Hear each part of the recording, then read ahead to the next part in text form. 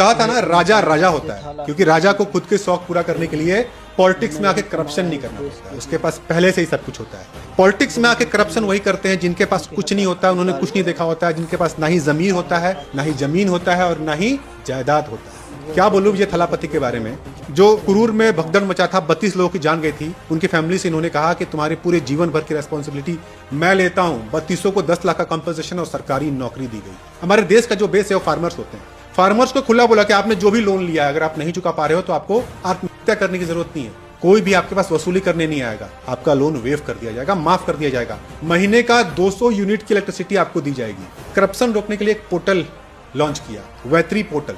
कोई भी सरकारी सर्विस है, आप जाइए वैत्री पोर्टल के थ्रू करिए। अगर कोई आपसे घूस मांगता है आप मत दीजिए, जबरदस्ती मांगता है, काम में डिले करता है, तो उसे बोलिए थालापति आपका भाई है, आपका बेटा है, आपका दोस्त। जाइए उस वैत्री ऐप पे और वहां पे कंप्लेन रजिस्टर करिए। आपका कंप्लेन आप खुद वहीं पे ट्रैक कर सकते हो। एक एक्ट लॉन्च किया, राइट टू सर्विस एक्ट। अगर आपको बर्थ सर्टिफिकेट निकालना है, आपको राशन कार्ड निकालना है, वहां पे जाइए, रिक्वेस्ट करिए। हर चीज का टाइम लिमिट दिया गया है, 5 दिन, 6 दिन, 2 हफ्ता, 1 महीना। उससे ज्यादा डिले हुआ तो जो सरकारी अफसर उस पर काम कर रहा है उसके ऊपर फाइन लगाया जाएगा, उसको जवाबदारी देनी पड़ेगी। विमेन सेफ्टी के लिए 354 करोड़ का फंड अप्रूव किया। एक टीम बनाई है विमेन सेफ्टी फोर्स।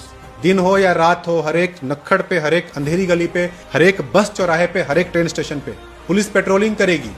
ड्रोन से सर्विलेंस होगा। अगर कोई भी गलत हरकत करते हुए पकड़ा गया, लेडीज को छेड़ते हुए पकड़ा गया, उसके ऊपर वहीं पे एक्शन होगा। अगर रेपिस्ट है, रेपिस्ट को तो बोला है कि फैसला ऑन द स्पॉट करो, लेकिन अगर कोर्ट तक केस पहुंचती है तो उसका भी डिसीजन जल्द से जल्द आएगा, एज सून एज पॉसिबल। एक IAS की टीम बुलाई और बोला कि अगर आप काम सही से नहीं करोगे तो तुम्हारा रेजिग्नेशन मैं साइन करूंगा। उन्होंने ये भी बात बोला कॉमन एजुकेशन का। आप 10 रुपए में बच्चे को पढ़ा रहे हो या 10,000 रुपए में, एजुकेशन कॉमन रहेगा। जो सिलेबस 10 रुपए में पढ़ाया जा रहा है वही सिलेबस 10,000 में पढ़ाया जाएगा। जो सरकारी में चल रहा है वही प्राइवेट में चलेगा। एजुकेशन सिस्टम में पैसा बीच में नहीं आएगा। नीट के एग्जाम्स में अगर आप 12th एग्जाम अच्छा देते हो, परसेंटेज अच्छा लाते हो, तो आप डायरेक्टली नीट में जाके एडमिशन ले सकते हो। आपको ये कोचिंग इंस्टीट्यूट में लाखों के पैसे नहीं देने, लाखों के रुपए नहीं देने। अगर कम मार्क्स आ गए तो जाओ नीट की तैयारी करो 1 साल, अगले साल देना। भाई मुझे एक पिक्चर लग रहा है, जैसे मैं थालापति का पिक्चर देखता था ना, वो मुझे ये रियल में दिख रहा है। थालापति हीरो का काम कर रहे हैं। सैल्यूट है सर आपको, अप्रिसिएटेड।